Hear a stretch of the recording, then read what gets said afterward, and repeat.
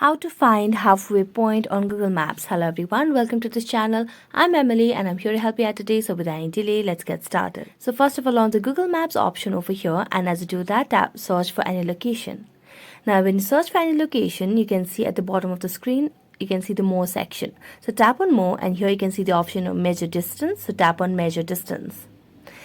Now just measure the distance from where you want to go to the end point. So you have 2 points, point A and point B. Now, for example, this is the point over here, which is 13 meters, as you can see at the bottom of the screen.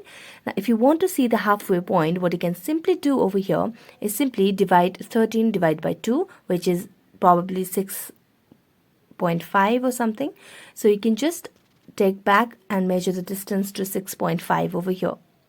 You can take the distance to 6 or 6.5, and then you can know which is the halfway point on Google Maps. So in this way, you can see the halfway point for your locations on Google Maps.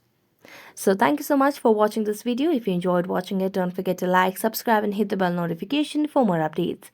That's it for today. See you next time.